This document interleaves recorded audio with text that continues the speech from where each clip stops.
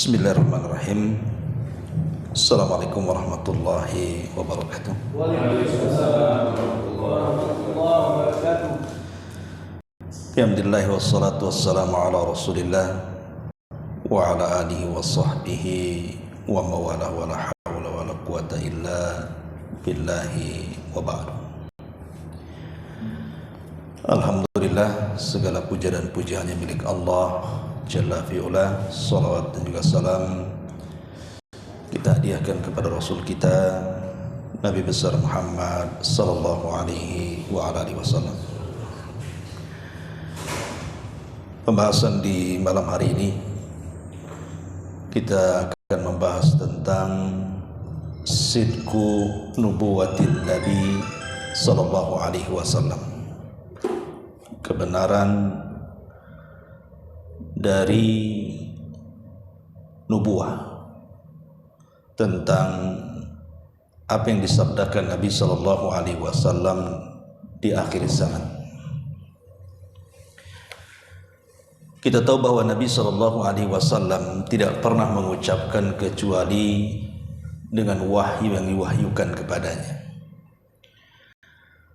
Dan itu difirmankan di dalam Al-Qur'an, wa may yantiqu 'anil hawa in huwa illa wahyun yuha. Tidaklah Nabi sallallahu alaihi wasallam berucap dengan hawa nafsunya, tapi yang diucapkan Rasul adalah wahyu yang diwahyukan kepadanya.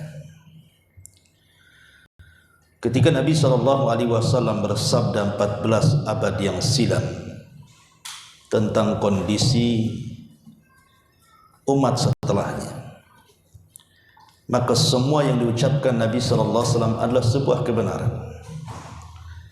Dan inilah yang kita akan bahas beberapa hadis tentang sidqun nubuwah, kebenaran kenabian Nabi sallallahu alaihi wasallam. Pertama, hadis Thauban radhiyallahu anhu.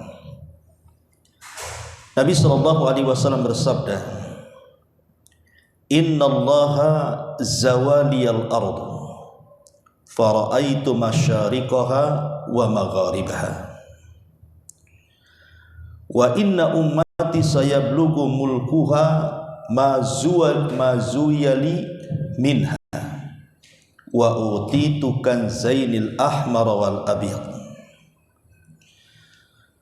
Dari Thauban radhiyallahu anhu, dia mengatakan Nabi SAW pernah bersabda seperti ini, sesungguhnya Allah subhanahu wa ta'ala pernah melipat bumi sehingga aku, kata Rasul, mampu melihat ujung timur dan baratnya. Dan ini salah satu mukjizat.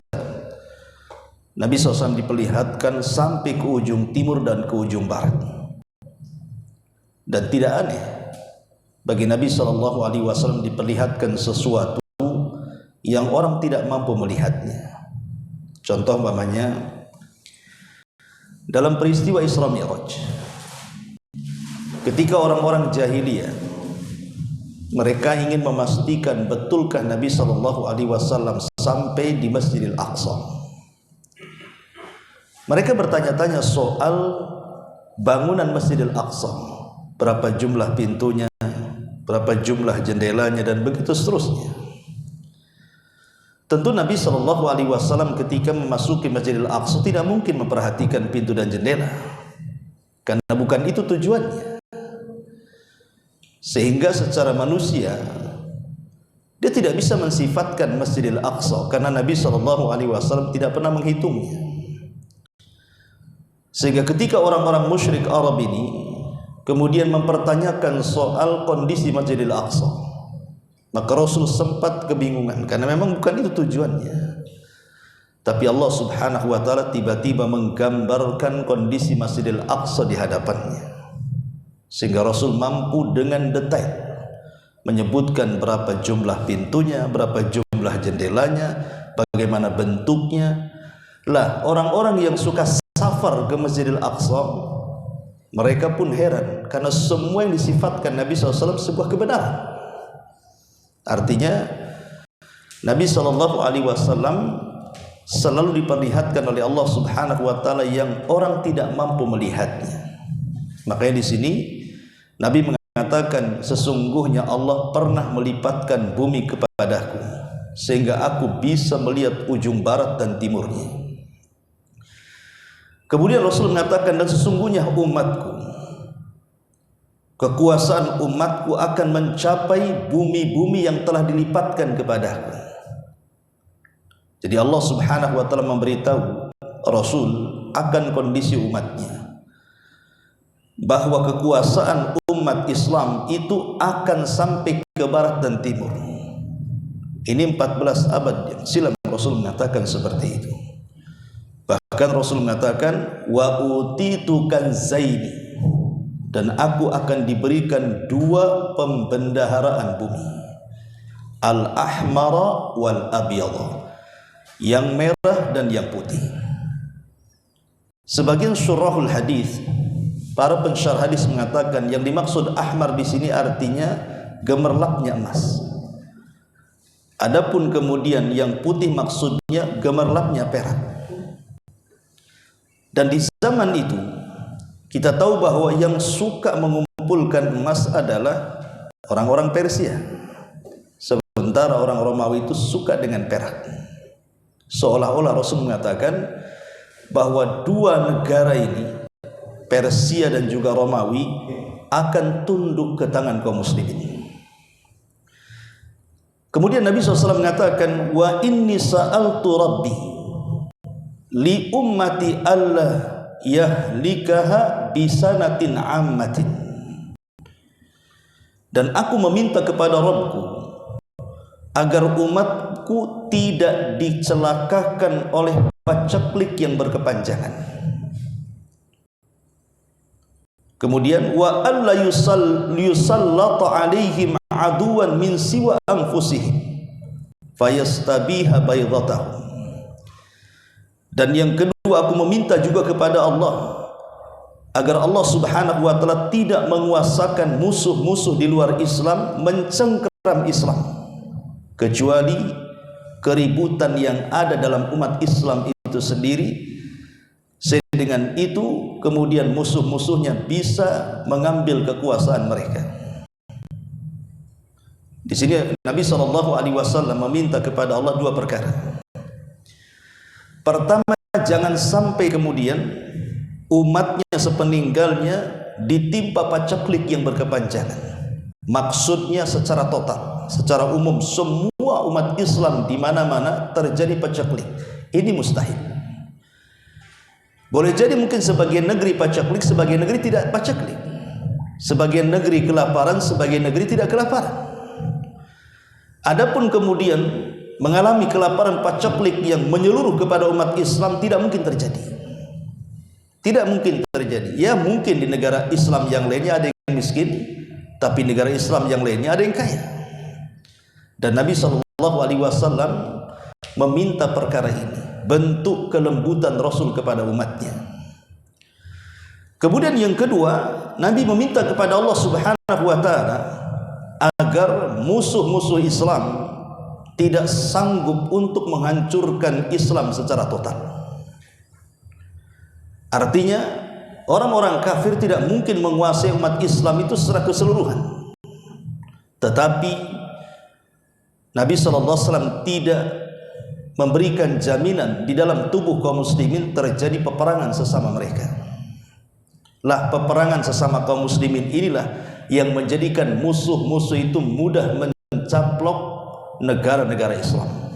Jadi bukan karena kelemahan umat Islam. Maknanya kalau umat Islam bergabung menjadi satu kekuatan, tidak ada orang kafir yang mampu untuk mengalahkannya. Tapi orang kafir mengalahkannya itu karena antar Islam berebutan. Antara Islam ini berperang, sehingga di situ bentuk kelemahannya, sehingga musuh-musuh Islam mampu mencaplok negeri-negeri Islam. Itu maksudnya. Dan ini sebuah kenyataan. Islam itu dipecah belah oleh orang-orang kafir supaya mereka berperang. Contoh yang sederhana saja, Turki Utsmani. Turki Utsmani itu kan dipecah belah oleh Inggris dan Amerika. Dulu kan Timur Tengah bersatu, tapi kemudian dipecah-pecah. Setelah dipecah dipecah-pecah, diadu domba. Sehingga ketika orang-orang kafir menguasai negara-negara Islam dengan tuduhan macam-macam, entah tuduhan nuklir, entah tuduhan teroris atau apa kan gitu, mereka mudah saja masuk. Karena sesama kaum muslimin sudah saling berperang dan mencurigai. Ma'asyiral muslimin yang dimuliakan Allah Subhanahu wa taala. Tetapi kalau secara umum orang kafir tidak mungkin memusnahkan di permukaan bumi ini kaum muslimin.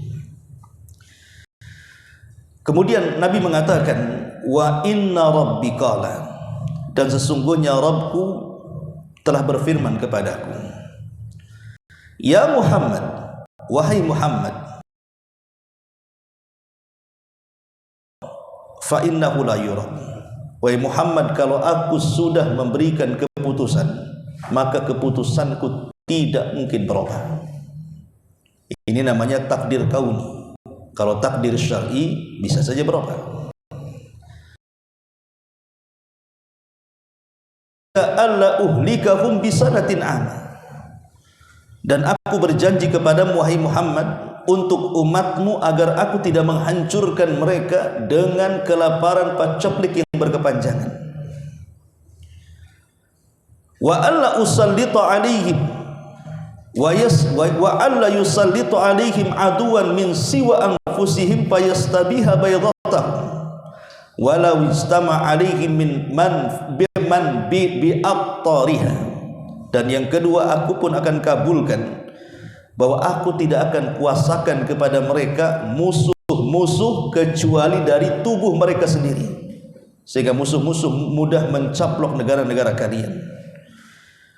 Walaupun musuh-musuh itu berkumpul dari semua penjuru daerah, semua penjuru negara, mereka tidak sanggup mengalahkan umatmu. Ini janji Allah kepada Rasul. Seandainya orang kafir bersatu satu dunia untuk mengalahkan kaum muslimin, maka Allah tidak akan izinkan. Tidak mungkin terjadi, itu maksudnya.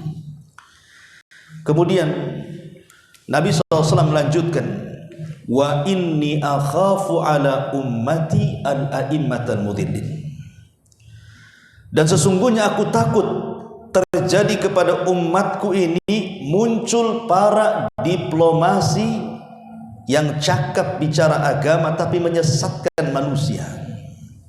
Ngomongnya pandai, bicaranya cerdas, dan mereka adalah mengatasnamakan para ulama tetapi menyesatkan manusia.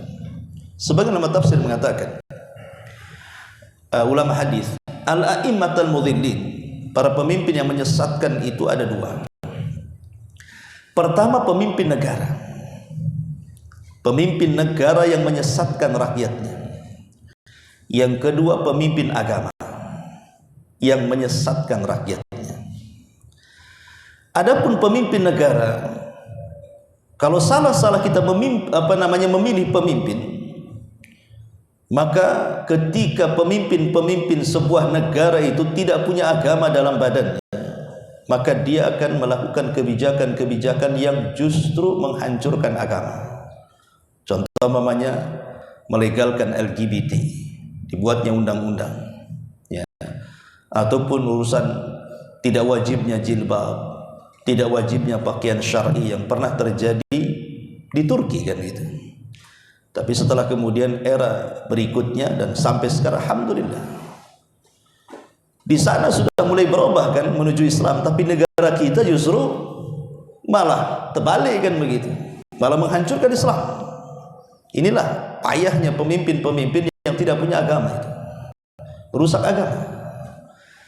Atau yang kedua, para ulama. Makanya Syekhul Islam Ibnu Taimiyah membagi ulama itu tiga. Ada yang disebut dengan ulama usultah. Ini yang pertama. Yang kedua, ada yang disebut dengan ulama ummah. Ini yang kedua. Dan yang ketiga, ada yang disebut dengan ulama millah. Apa itu definisinya tiga ulama ini? Pertama, ulama usultah. Ulama usultah itu adalah ulama pemerintah. Dia akan berfatwa sesuai dengan pesanan pemerintah.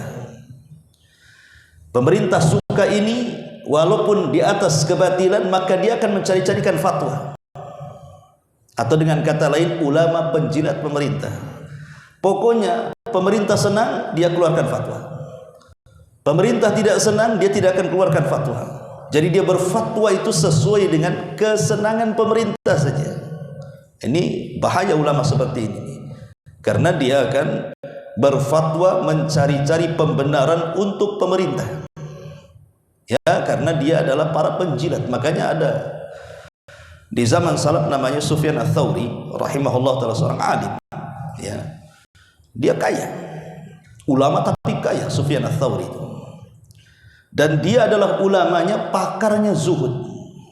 Jadi ada orang yang mengatakan, ya imam, engkau ini imam zahidin, imam yang mencontohkan bagaimana orang itu untuk zuhud, tapi kok kaya. Jadi penanya ini salah paham bahwa zuhud itu harus miskin. Zuhud itu tidak harus miskin, karena kebanyakan orang itu menganggap bahwa orang zuhud itu kalau pakaiannya compang-camping kan itu ya, rambutnya juga amburadul, makannya pakai kerak nasi gitu ya, itu zuhud namanya. Itu bukan zuhud, itu miskin namanya. Orang miskin itu bukan orang zuhud ya. Zuhud itu tidak harus miskin. Sufyan Ats-Tsauri itu imamnya orang-orang zuhud, tapi dia kaya raya. Ketika ditanya, ya imam, engkau selalu menceramahkan tentang zuhud tapi kau kaya, katanya. Apa kata Sufyan Ats-Tsauri? Dia mengatakan, likai la atamandalu ala sultan, supaya aku tidak menjilat pemerintah. Ketika aku kaya, aku tidak menjilat pemerintah. Aku bisa mengkritik pemerintah. Ketika pemerintah di atas kebatilan, ku katakan itu batil. Ketika pemerintah di atas kebenaran, ku katakan itu benar. Yang benar katakan yang benar, yang batil katakan yang batil. Jadi banyak para ulama itu yang mereka para penjilat pemerintah, itu disebut ulama usultah namanya. Hati-hati dengan ulama seperti ini, karena dia akan menyesatkan umat dengan fatwanya. Ya. Ini yang pertama. Yang kedua, ada namanya ulamaul ummah. Ulamaul ummah itu dia bicara sesuai dengan selera umat. Yang membuat umat senang itu yang disampaikan, yang membuat umat tidak senang tidak akan disampaikan. Sehingga ulama yang seperti ini dia akan menimbang untuk menyampaikan kebenaran. Kalau saya sampaikan kebenaran, lari pula nanti umat itu sama saya. Tidak disampaikannya. Dan ulama seperti ini cenderung menyembunyikan kebenaran dan cenderung menampakkan kebatilan, karena dia berceramah sesuai dengan selera. Ini bahaya. Ya, ulama ummah ini bahaya karena dia akan berceramah, memberikan fatwa apa yang disenangi umat saja. Kan aneh. Harusnya umat yang ikut ulama. Ini ulama ikut umat jadinya kan. Sementara Allah Subhanahu wa taala mengatakan, wa in tuti aktsara man fil ardi yudilluka an sabili. Kalau engkau mengikuti kebanyakan para manusia, maksudnya orang ramai, mereka akan menyesatkan kamu dari jalan Allah Subhanahu wa taala. Dan ini yang banyak di masyarakat kan gitu ya. Ulama ummah namanya. Ulama bicara sesuai dengan selera umat. Dan yang ketiga ini disebut dengan ulama millah. Inilah ulama yang benar. Ulama millah itu artinya ulama agama. Dia akan berfatwa sesuai yang diarahkan agamanya. Islam mengatakan hak, saya katakan hak. Islam mengatakan batil, saya katakan batil. Islam mengatakan ini tauhid, saya katakan tauhid. Islam mengatakan ini syirik, saya katakan syirik. Islam mengatakan ini sunnah, bid'ah, mungkar dan begitu seterusnya. Maka dia akan mengatakan sesuai dengan dalil. Makanya Imam Syafi'i mengatakan ulama itu dua, ada ulama usu, ulama yang buruk, ada ulama khair, ulama yang mengajak kepada kebaikan. Lah, Nabi sallallahu alaihi wasallam menakutkan di akhir zaman ini akan munculnya ulama usuh. Makanya Rasulullah mengatakan, wa inni akhafu ala ummati a'immatal mudhillin. Dan aku takutkan akan terjangkit kepada umat ini para ulama-ulama yang pandai berdiplomasi agama tapi menyesatkan manusia. Auzubillah. Ya. Kemudian Nabi SAW melanjutkan sabdanya, wa idza waqa'a 'alaihimus sayfu lam yurfa ila yaumil qiyamah. Apabila pedang sudah dihunus, maksudnya perang sesama kaum muslimin, dan itu sudah dimulai, maka tidak mungkin diangkat lagi. Artinya tidak mungkin berhenti sampai kiamat dibangkitkan. Dan benar, awal peperangan kaum muslimin, di mana seorang muslim membunuh muslim yang lainnya, ada di zaman terbunuhnya Utsman bin Affan radhiyallahu an dibunuh oleh kelompok Sabaiyah. Setelah Utsman bin Affan meninggal, apa yang terjadi? Banyak peperangan antara kaum muslimin. Kita kenal dalam sejarah ada namanya perang Siffin. Perang Siffin ini perang kubunya Ali dengan kubunya Aisyah dan juga Thalha dan Zubair. Kemudian juga ada namanya perang Jamal, sama juga kubu Ali dan kubu Aisyah. Dan itu. Kemudian ada perang Nahrawan, walaupun musuhnya orang Khawarij, tapi Khawarij tetap muslim, cuma dikeluarkan dari akidah ahli sunnah wal jamaah. Kemudian terjadi peperangan banyak sekali, sampai hari ini kita lihat negara Islam berperang dengan negara Islam yang lainnya kan. Apa yang terjadi di Suriah, di Yaman, dan begitu seterusnya. Ma'asyiral muslimin yang dimuliakan Allah Subhanahu wa taala, intinya bahwa Nabi sallallahu alaihi wasallam dalam bentuk sidqun nubuwah, kebenaran kenabian, apa yang disabdakan Rasul sudah menjadi sebuah kenyataan. Itu namanya kebenaran kenabian namanya. Kemudian Nabi SAW melanjutkan sabdanya, wala taqumus sa'atu hatta yalhaqa hayyun min ummati bil musyrikin wa hatta ta'buda al-awthan. Dan tidak mungkin tegak hari kiamat, kata Rasul, sampai sekelompok kaum muslimin akan bergabung bersama orang-orang musyrik sehingga menjadi para penyembah berhala. Lihat sekarang kaum muslimin, mereka kembali kepada zaman jahiliyah kan. Boleh jadi di zaman jahiliyah itu yang disembah Lata, Uzza, Manat, Hubal, dan begitu seterusnya.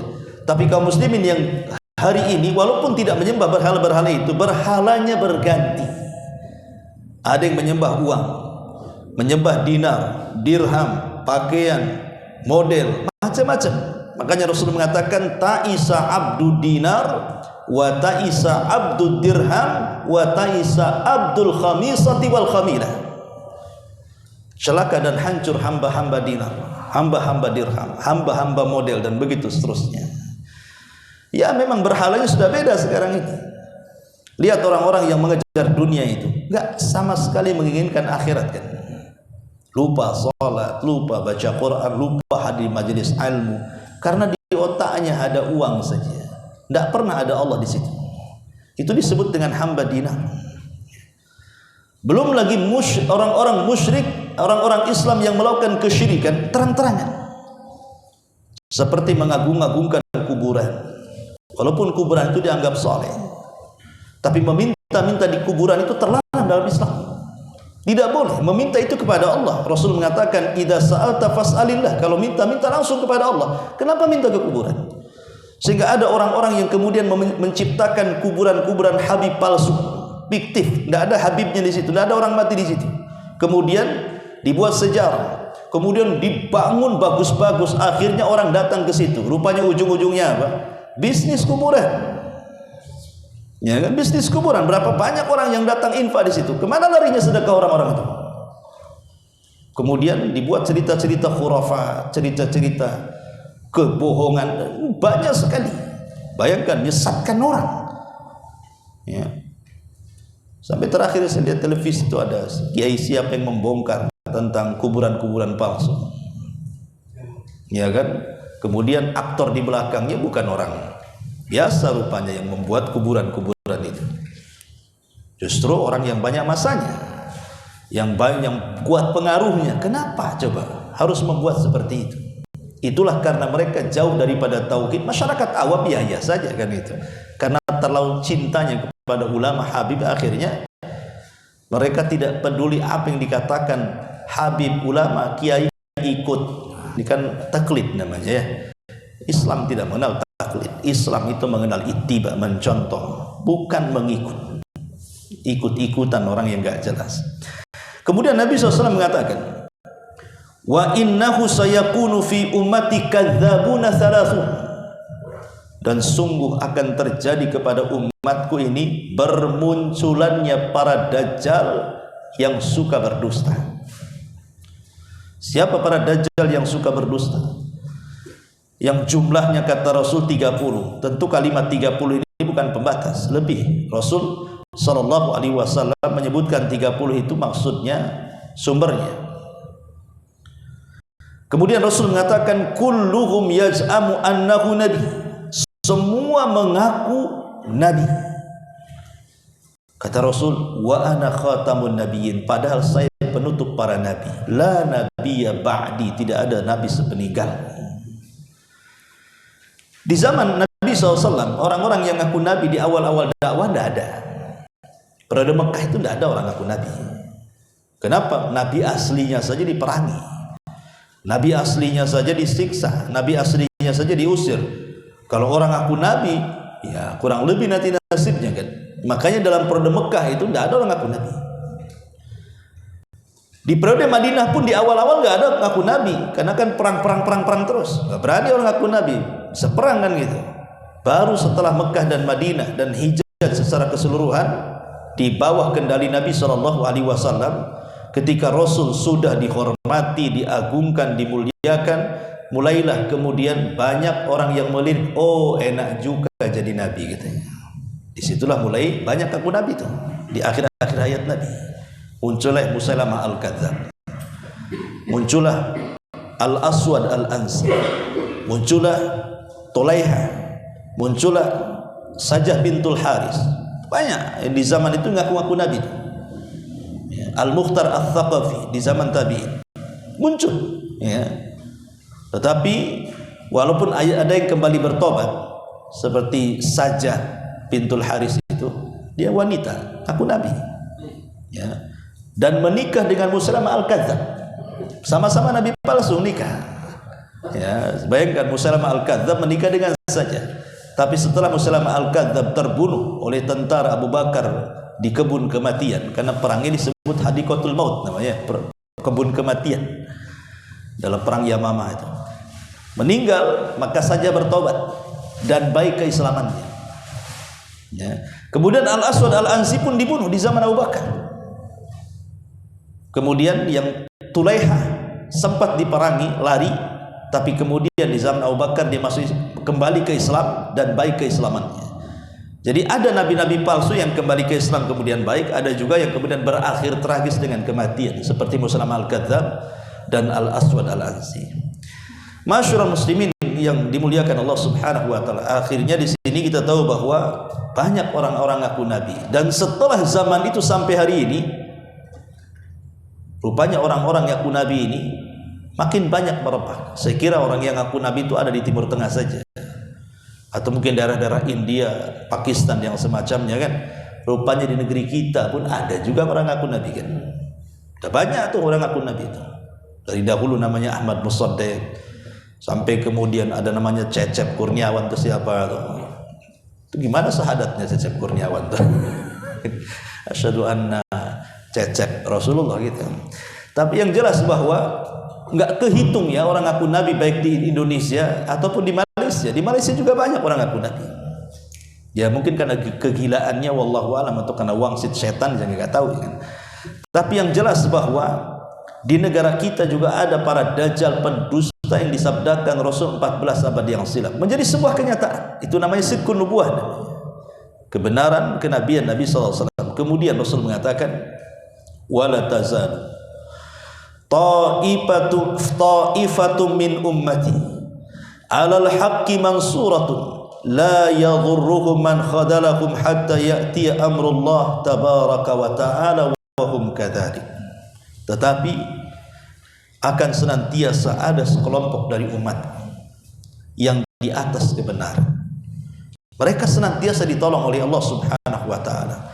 Tidak akan memadaratkan mereka orang yang merendahkan mereka sampai datang urusan Allah kepada mereka dan mereka tetap di atas kebenaran. Artinya bahwa tidak mungkin kebatilan itu menyeluruh kepada umat Islam. Di atas kebatilan pasti ada kebenaran. Ketika di timur ada orang yang menyerukan kebatilan, maka di barat akan ada yang membantah dari kebenaran. Jadi orang-orang yang menegakkan kebenaran itu tidak akan pernah punah, karena umat ini tidak mungkin berkumpul di atas kesesatan. Kata Rasulullah, tajtami'u ummati ala dhalalah, tidak mungkin umatku berkumpul di atas kesesatan. Di situ ada kesesatan, di situ ada hak, pasti. Tidak mungkin orang terjerumus kepada kesesatan, pasti ada yang membela kebenaran. Tapi masalahnya, sebuah kebatilan yang terorganisir bisa mengalahkan kebenaran yang centang perenang. Itu kaidah. Ya, umpamanya ada orang yang ingin membuat warna dalam sebuah lembaga. Saya kenal dulu ada kawan di Hijab itu, anggota DPR. Dia mengatakan, "Ustaz, saya sudah nggak nyalon lagi." Lah, antum udah 2 periode, kenapa nggak ke pusat? Dulu awalnya gitu, saya masuk itu ingin merubah, karena terlampau banyak kebatilan di dalamnya. Setelah kemudian saya masuk, saya pula yang dirubah mereka. Niatnya merubah, aku pula yang dirubah mereka. Aku sudah kapok katanya. Jadi saya bilang, kalau gitu nuntut ilmu lagi, cerdas dulu, baru masuk lagi. Mungkin ilmunya belum sampai. Jadi saya nasihatkan kayak gitu. Intinya bahwa jadi kaedah kebatilan yang terorganisir itu mampu mengalahkan kebenaran yang centang perenang. Itu sudah kaedah itu. Mereka sudah melembaga kebatilannya. Anda ini 1-2 orang mau merubah, gimana caranya, kan begitu. Ya boleh jadi walaupun tidak merubah, ya warna-warni lah mungkin di situ ya.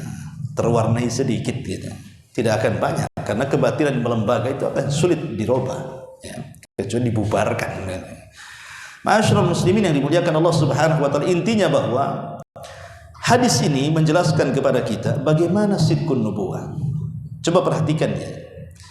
Ketika Nabi sallallahu alaihi wasallam di awal-awal dakwah itu, dia kan berdakwah di pasar-pasar, di kumpulan-kumpulan orang ramai, di jemaah haji. Rasul sallallahu alaihi wasallam ketika itu tidak ramai orangnya. Artinya Islam baru permulaan itu kan mudah ditekan. Tapi Rasulullah SAW sudah menjanjikan kepada orang-orang Quraisy apa? Qulu la ilaha illallah tamliku bainal a'rabi wal ajam. Katakan oleh kalian kalimat ini, la ilaha illallah, kupastikan kalian akan menguasai bangsa Arab dan non-Arab. Nabi bisa ngomong seperti itu coba. Padahal di awal dakwah itu pengikut tidak banyak. Tapi Rasul mengatakan seperti itu, katakan la ilaha illallah. Kalimat ini bisa menjadikan kalian berkuasa di permukaan bumi, bukan hanya menguasai Arab tapi non-Arab. Tapi kan di zaman itu seolah-olah orang ini membual. Apalah kok ini beberapa orang kok mengatakan seperti itu? Ya. Atau contoh yang lainnya, ketika hijrah, kita tahu Nabi SAW itu kan diikuti oleh Abu Bakar dan juga Abdullah ibn Uraikid, kemudian juga beberapa orang yang kemudian berusaha untuk melindungi Nabi dan Abu Bakar. Tidak banyak, hanya 4 orang. Sehingga di sebuah kabilah tidak jauh daripada Mekah, ketika kemudian kehabisan bekal, Abu Bakar Siddiq dan Rasulullah SAW singgah di kabilah tersebut ingin membeli perbekalan perjalanan. Rupanya apa yang dijanjikan Abu Jahal, siapa yang bisa menangkap Muhammad 100 ekor unta, siapa bisa menangkap Abu Bakar 100 ekor unta, sudah sampai ke kabilah itu. Orang-orang di kabilah itu yang sedang ada di pasar, mereka semua melirik kepada Abu Bakar. Kemudian mereka mengatakan, kok orang itu persis seperti yang dihadiahkan untuk ditangkap. Tapi rupanya di situ ada tokoh namanya Suraqah ibn Malik. Ya. Suraqah ibn Malik mengatakan, oh bukan, mata kalian salah. Itu bukan yang dimaksud oleh Abu Jahal. Kenapa Suraqah mengatakan seperti itu? Suraqah ingin mengambil hadiahnya sendirian. Dia ingin dapat 200 ekor unta. Makanya dia mengkelabui orang-orang yang di situ. Oh bukan, itu bukan orang yang kita cari katanya. Oh betul juga, karena yang ngomong tokoh Suraqah kan. Oh iya juga, bukan itu. Akhirnya dibiarkan pergi setelah belanja. Tapi diam-diam Suraqah pulang membawa kuda dan senjatanya, dikejar. Karena dia merasa pendekarnya kabilah situ. Dia kira dia sanggup melawan. Ketika kemudian sudah hampir dekat dengan Nabi SAW, entah kenapa Allah Subhanahu wa Ta'ala buat kudanya terperosok, akhirnya dia terbanting. Kemudian dia bangunkan lagi kudanya, kemudian dipacu lagi, baru beberapa meter terperosok, terbanting lagi sampai 3 kali. Dan ini aib. Kenapa? Karena Suraqah ibn Malik ini dia adalah pemacu kuda terhebat. Ya, pemacu kuda terhebat. Ketika dia jatuh dari kuda, apalagi kudanya terjatuh, ini malunya mukanya di mana? Masa penunggang kuda hebat bisa terjatuh?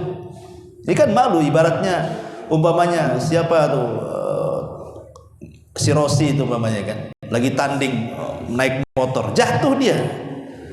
Nah, kemudian naik lagi, jatuh lagi, apa nggak malu tuh disiarkan kan? Ya malu lah kan. Kurang lebih saja Suraqah itu jadi malu. Karena malu, apalagi kemudian Nabi SAW mengambil pedangnya yang jatuh, dia tidak bisa apa-apa. Kemudian Suraqah mengatakan, saya tidak akan memberitahu siapapun, asal engkau jangan beritahu aku jatuh dari kuda. Itu saja dia minta permintaannya, jangan ceritakan aku jatuh dari kuda, katanya. Karena kalau ini tersebar akan malu. Kata Rasul, saya tidak akan menceritakan kondisimu, tapi tolong masuklah ke agamaku, katanya. Tapi Suraqah tidak mau. Sampai Rasul menjanjikan, ya Suraqah, kalau seandainya hidupmu panjang, maka kupastikan kalau kau masuk Islam hari ini, nanti satu hari engkau akan dipakaikan pakaian kebesaran Raja Kisra kepadamu, katanya. Suraqah tertawa, apalah ini orang ini ngomong, katanya.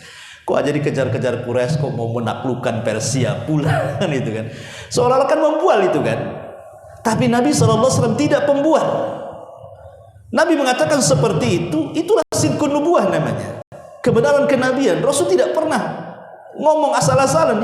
Yang diomongkan itu sebuah kenyataan.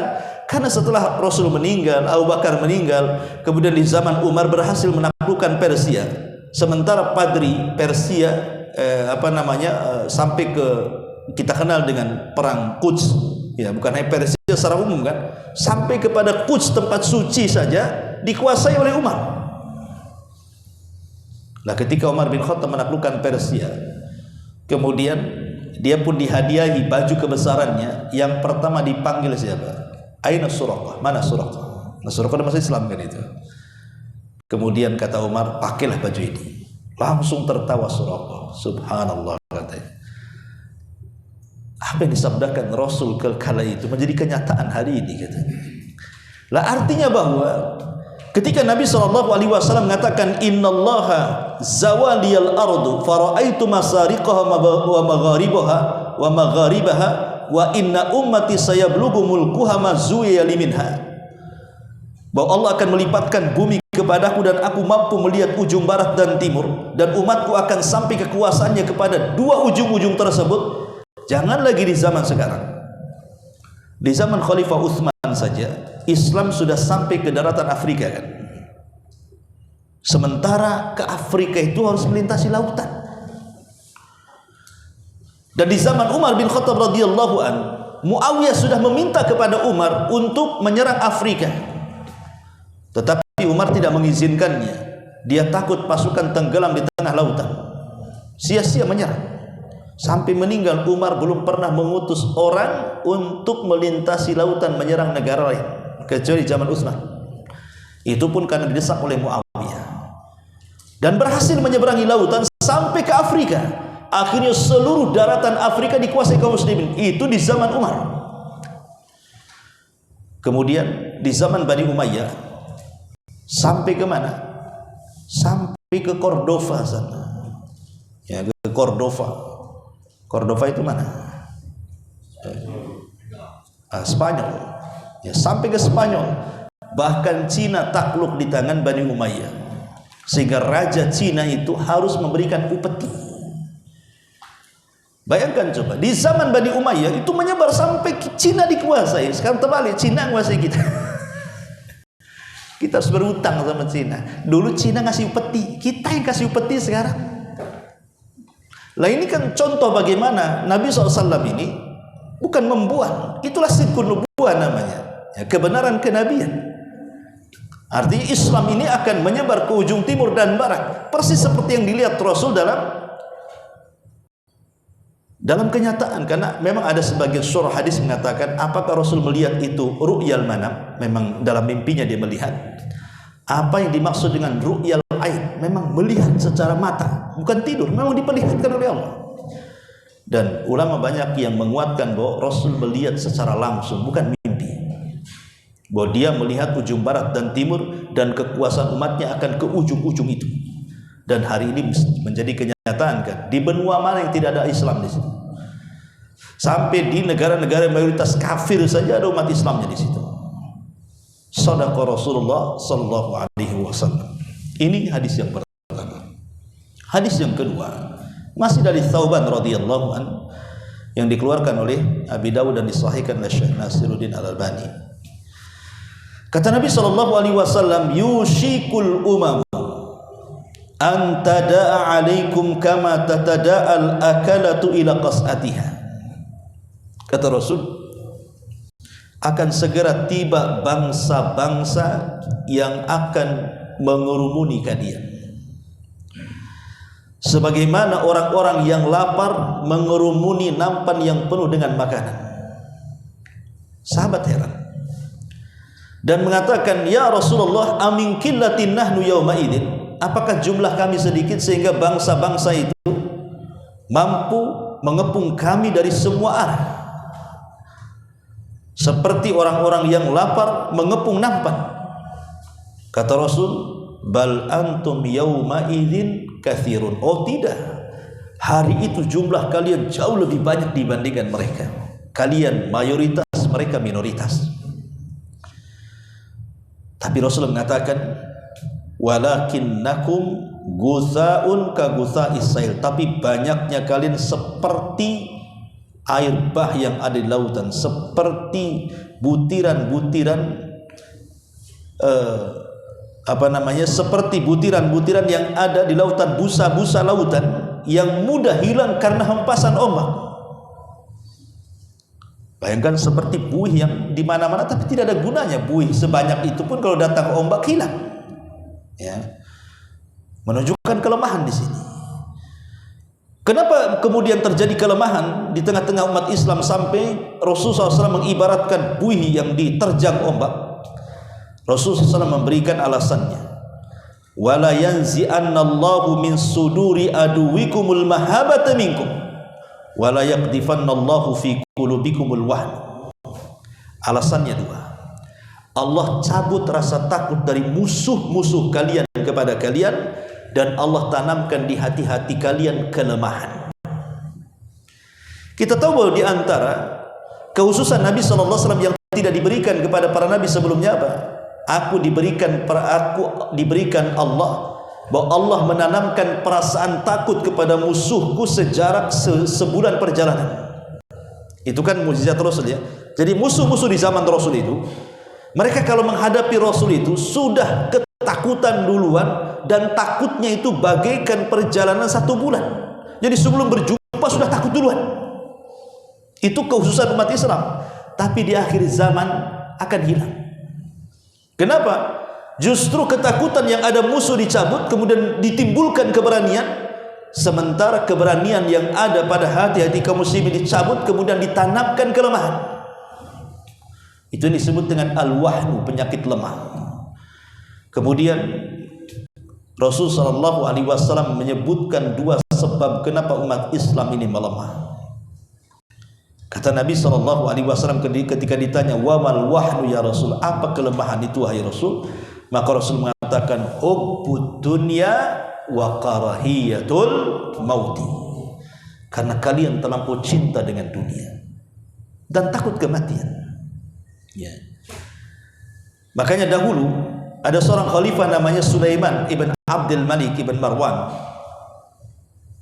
bertanya kepada seorang alim, ya, dan mengatakan, kata Sulaiman seorang khalifah ini kepada Abu Rafi, "Wahai fulan, kenapa kita ini terlampau mencintai dunia dan takut dengan kematian? Limadza nuhibbud dunya wa nakrahul maut, katanya. Kenapa kita terlalu cinta dengan dunia dan takut kematian? Apa jawaban imam ini? Dia mengatakan apa? Li'annana nu'ammirat dunya wa nukharribul akhirah. Karena kita terlampau memakmurkan dunia dan lupa di sana ada akhirat. Orang kalau sudah memakmurkan dunia, dia tanam semua sahamnya untuk rumah yang bagus, mobil yang mewah, tanah yang luas, menabung uang triliunan, miliaran dan begitu seterusnya. Lupa di sana akan akhirat tuh. Kenapa? Karena dia memandang rumahnya terus, memandang kendaraannya terus, memandang tanahnya terus, memandang uangnya terus. Lupa di sana ada surga.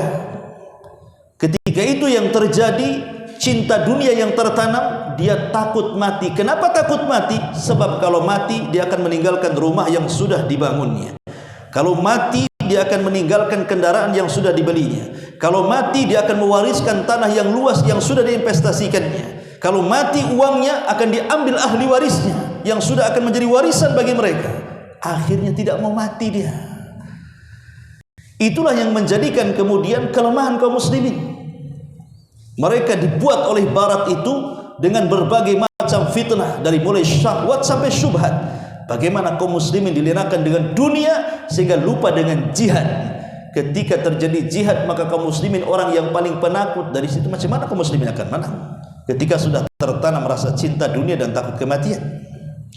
Ma'asyiral muslimin yang dimuliakan Allah Azza wa Jalla, lihat bagaimana ini Nabi bersabda 14 abad yang silam, 14 abad lebih yang silam, mengatakan seperti ini.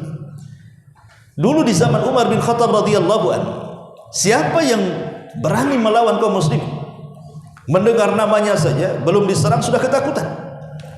Tapi di zaman sekarang, siapa yang takut dengan kaum muslimin? Hampir negara-negara Islam itu yang pegang orang kafir. Polisi dunia mana? Amerika. Polisi ekonomi Cina, apalagi. Jadi semua dari semua penjuru kan sudah, dari persenjataan kita kalah, dari segi ekonomi kita kalah, dari segi siasat apapun kita kalah.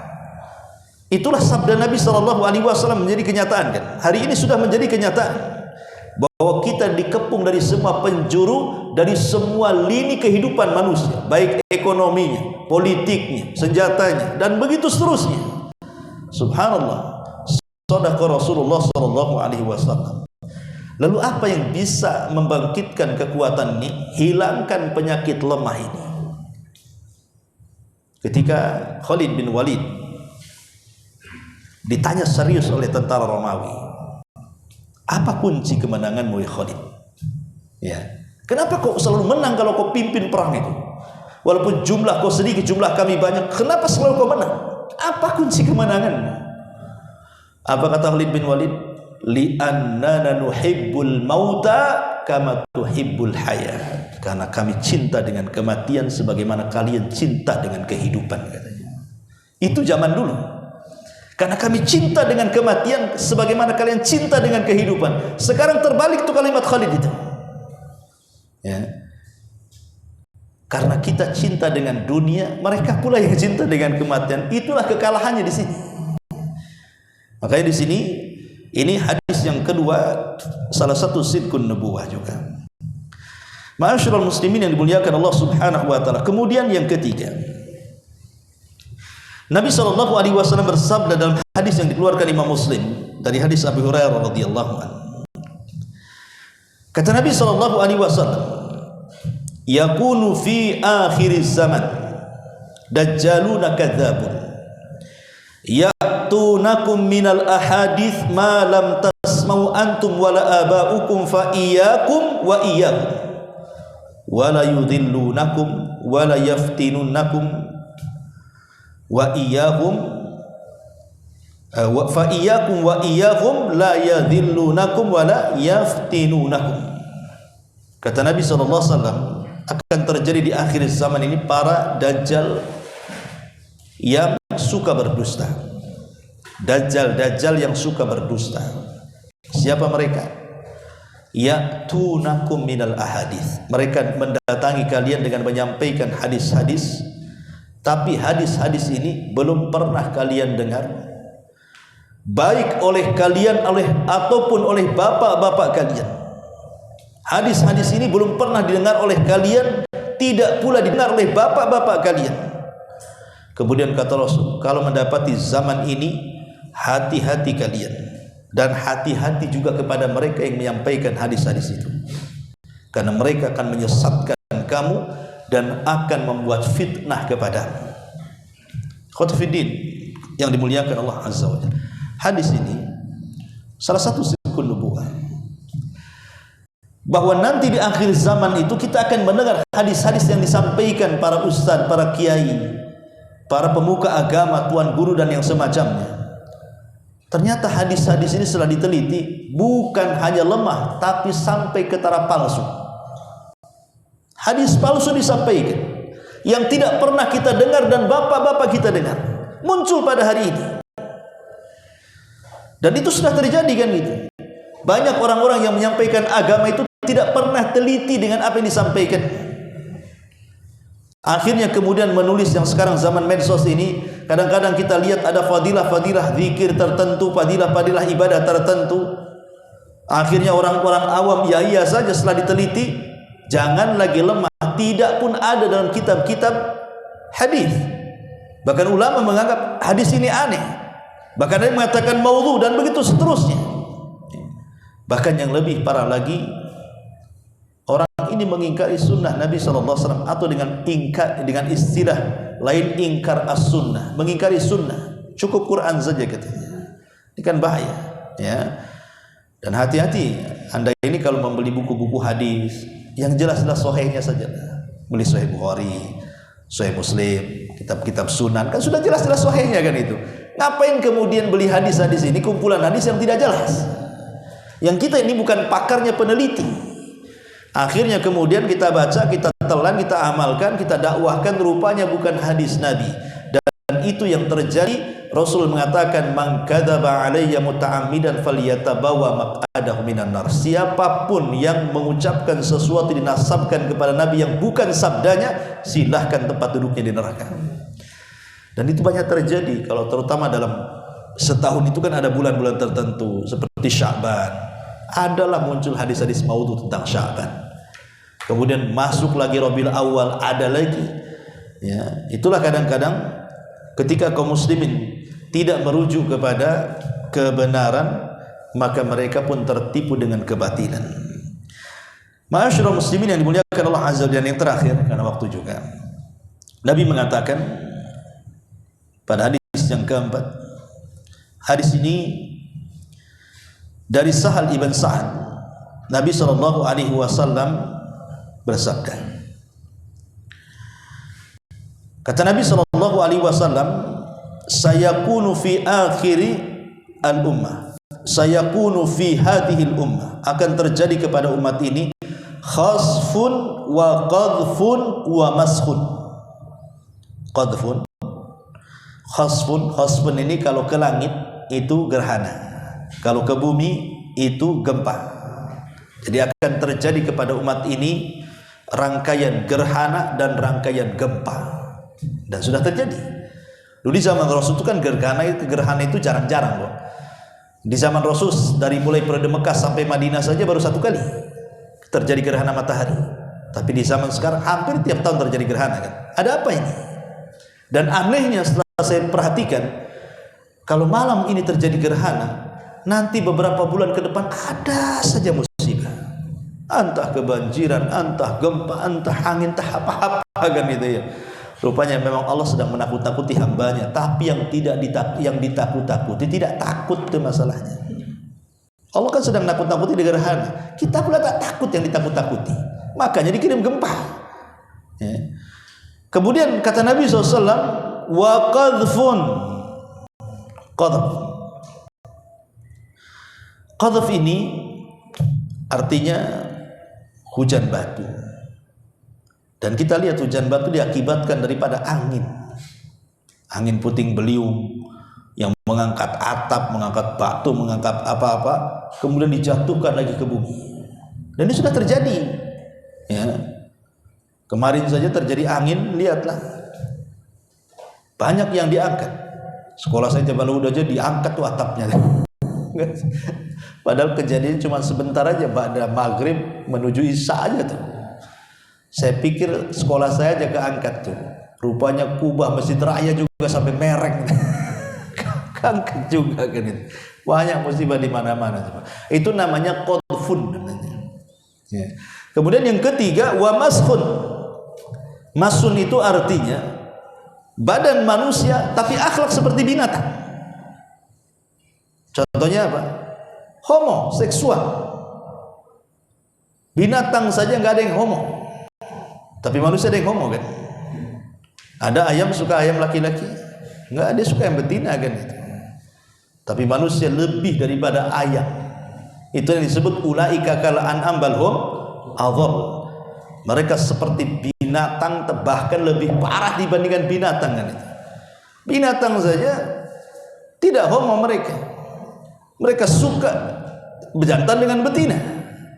Tapi manusia bisa jantan dengan jantan. Ini gimana ceritanya? Lah itulah ada manusia-manusia yang dirubah akhlaknya seperti binatang. Emang jasadnya manusia, tapi akhlaknya akhlak binatang. Ataupun mungkin fisiknya manusia, hatinya seperti binatang. Apa binatang buas? Binatang itu kan macam-macam. Ada yang buas, ada yang ini. Yang buas dia akan menerkam yang lemah. Banyak para pemimpin-pemimpin mereka dengan tidak punya perasaan kan. Kadang-kadang mereka menerkam yang lemah-lemah kan. Dengan kebijakannya, dengan undang-undang karetnya, dengan macam-macamnya lah di situ kan. Kadang-kadang ada orang yang berhati binatang. Ma'asyiral muslimin yang dimuliakan Allah Azza wa Jalla, kapan itu terjadi? Sahabat bertanya, kapan itu terjadi? Maka Nabi SAW mengatakan, terjadinya itu bittikhadihimul qainat wa syurbihimul khamr. Ketika banyaknya para biduan, artis-artis yang sudah mulai menyebar di mana-mana. Dan ketika khamar sudah mudah diminum di mana-mana, maka tiga perkara ini pasti akan terjadi.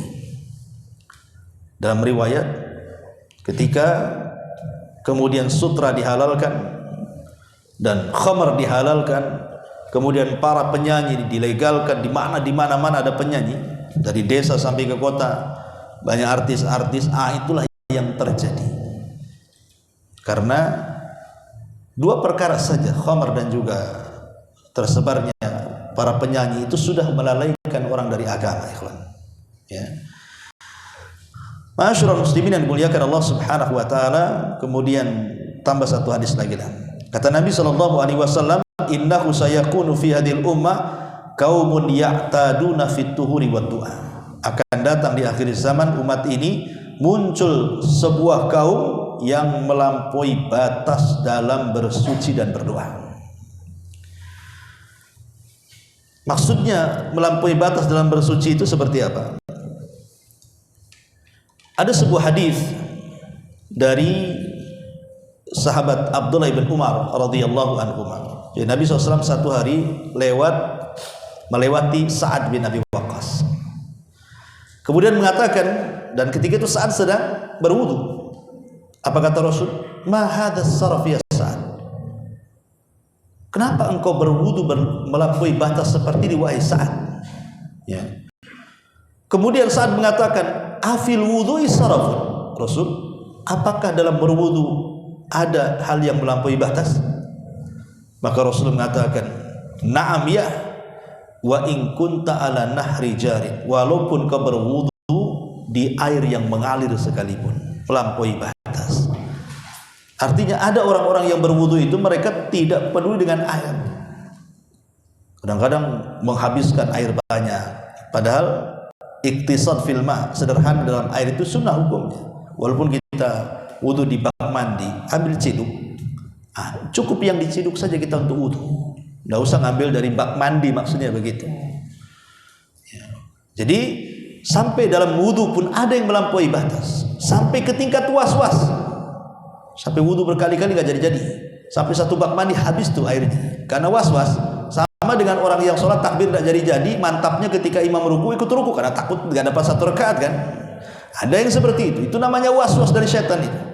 ataupun berlampau dalam berdoa. Seperti contohnya ada seorang, saya contohkan dalam sebuah riwayat. Jadi ada seorang sahabat Nabi SAW, dia berdoa. Doanya seperti ini. Allahumma ya Allah, bangunkan untukku istana berwarna putih di pinggiran sorga, indah Tuhan kalau aku masuk ke dalam sorga, katanya. Dia mengatakan dalam doanya seperti itu. Ya Allah, bangunkan untukku satu istana berwarna putih di ujung sorga atau di samping sorga jika aku masuk ke dalam sorga.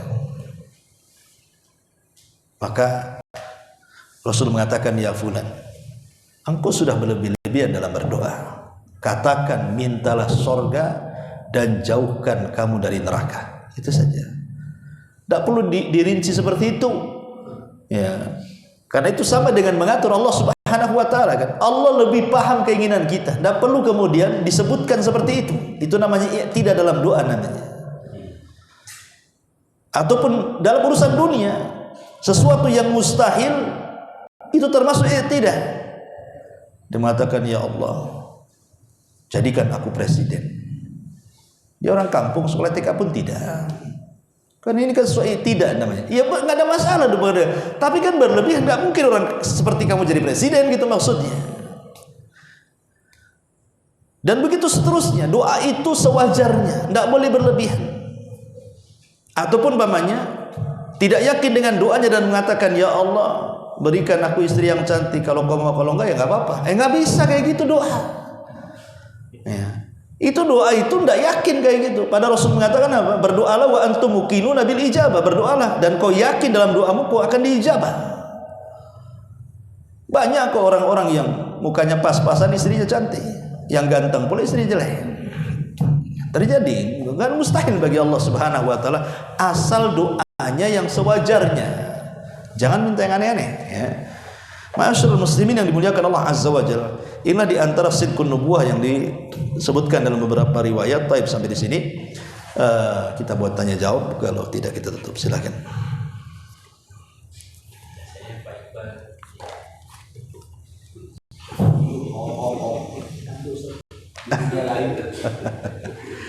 Iya. Antum mana ma'ahum, kata orang Arab, bersama kita atau bersama mereka, katanya.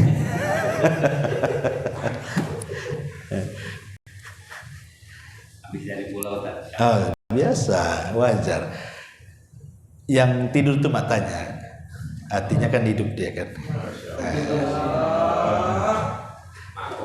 Ya, coba saja kalau ditanya, nggak tahu semua tuh. Masya Allah. Kita makanya kan. Iya, siap. Jadi buatnya kan melakukan apa namanya sambal itu dulu.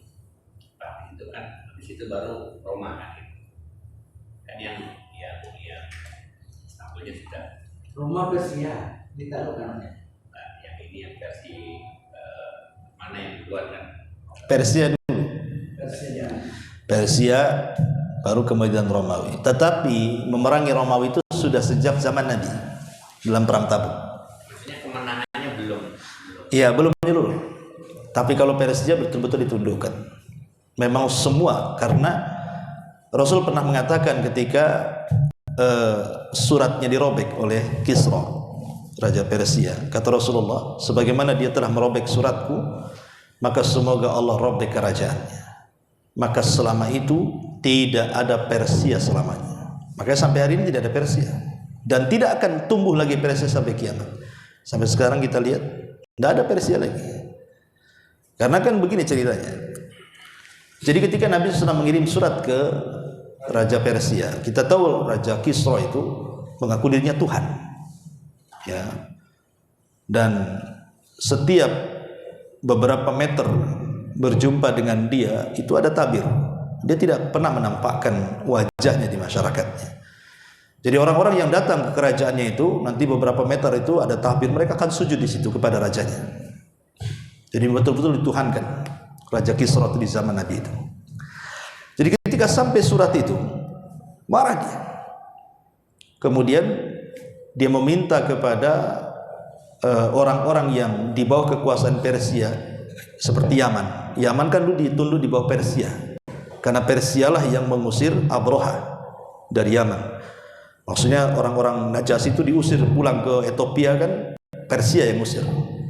Karena ketika itu ada kerjasama Raja Arab dengan Persia, kemudian berhasil mengusir Ethiopia dari negeri Yaman setelah kematian Abroha dan kedua anaknya. Kemudian semua pulang ke Ethiopia. Sehingga ketika itu Yaman dicengkram Persia. Jadi Raja Kisra meminta kepada Yaman supaya membunuh orang yang mengirim surat itu, maksudnya Nabi. Maka dikirimlah orang-orang hebat dari Yaman datang ke Madinah untuk menangkap Nabi. Tapi ketika terjadi dialog antara utusan Persia dengan Rasul, apa kata Rasulullah? Malam ini rajamu mati. Ketawalah orang ini, dari mana kau tahu rajaku mati? Gitu. Ya. Rupanya setelah pulang ke Yaman dapat berita, di malam mereka berjumpa dengan Rasul, terjadi pemberontakan di antara keluarga. Maka Raja Kisra dibunuh oleh keluarganya. Terjadi pecah negara. Tetapi kekuasaan yang paling besar dipimpin wanita. Ketika kemudian sampai berita itu kepada Nabi SAW bahwa Persia sudah pecah dan sekarang dipimpin oleh seorang wanita, apa kata Rasul? La yuflihul qaum walau amrohum imro'atan. Tidak akan sukses ketika sebuah negara dipimpin wanita, kata Rasul. Ketika Nabi SAW bicara seperti itu, maka akhirnya di zaman Umar bin Khattab radhiyallahu anhu melemah karena pemberontakan banyak di Persia. Disitulah Umar menyerbu Persia. Maka semenjak itu tidak ada Persia lagi, karena sudah direbut kaum muslimin. Dan ketika Nabi SAW mengatakan, sebagaimana dia merobek suratku, maka semoga Allah merobek kerajaannya. Maka ketika itu tidak ada Persia sampai kiamat. Lain dengan Kisra, dengan Romawi. Ya. Romawi ketika membaca surat Nabi Herakli itu, dia hampir beriman. Karena apa? Dalam mimpinya Herakli ini bermimpi bahwa kerajaannya akan dicaplok orang-orang yang disunat. Dan ketika itu tidak ada orang yang disunat kecuali dua, orang Arab sama orang Yahudi. Jadi orang-orang dekatnya Herakli mengatakan, kalau yang Anda maksud orang-orang yang disunat itu Yahudi, kami bantai Yahudi sekarang, katanya. Karena kan Romawi Kristen. Tetapi tiba-tiba kemudian Abu Sufyan dan orang-orangnya ketangkap, dan mereka pun disunat. Kan itu ya. Berarti kan ada dua nih, orang Arab disunat, orang-orang Yahudi disunat. Ya, karena orang Arab kan memang rata-rata ikut agama Ibrahim, dan orang yang mencontohkan sunat ya Ibrahim. Dia lah orang yang pertama disunat, kan gitu. Wajar kalau orang Arab disunat. Tapi Yahudi juga disunat masalahnya. Makanya Herakli mengatakan, entah Yahudi entah Arab. Tapi ketika datang surat dari Rasulullah SAW, ya, rupanya kemudian apa yang dimimpikannya persis seperti ajakan dalam surat ini. Dia hampir beriman. Tapi ketika didiskusikan dengan orang-orangnya memberontak. Kau kalau beriman dengan surat itu, kau akan dibunuh. Ketakutan dia kan, jatuh tahtanya. Makanya tidak jadi. Tapi surat itu oleh Herakli disimpan rapi-rapi. Sebab itulah Romawi tidak akan hilang sampai kiamat. Ya, sebab dia memuliakan surat Nabi, maka Romawi tidak hilang sampai hari ini, bahkan sampai kiamat Romawi itu akan ada. Ya, bahkan nanti di akhir zaman itu justru ya kita lihat peperangan Rom akan terjadi lagi. Nah, itu di antara Kisra dulu ditaklukkan, kemudian Romawi. Tapi peperangan melawan Romawi itu sudah dimulai sejak perang Tabuk sebelum Rasul meninggal. Karena kan Tabuk itu kan perang terakhir yang dipimpin Nabi. Itu melawan Romawi. Wallahu a'lam. Ya. Sudah kita tutup. Ya, dan ada manfaatnya. Subhanakallah bihamdika, asyhadu an la ilaha illa anta astaghfiruka wa atubu ilaik. Allahu ta'ala alam. Assalamualaikum warahmatullahi wabarakatuh.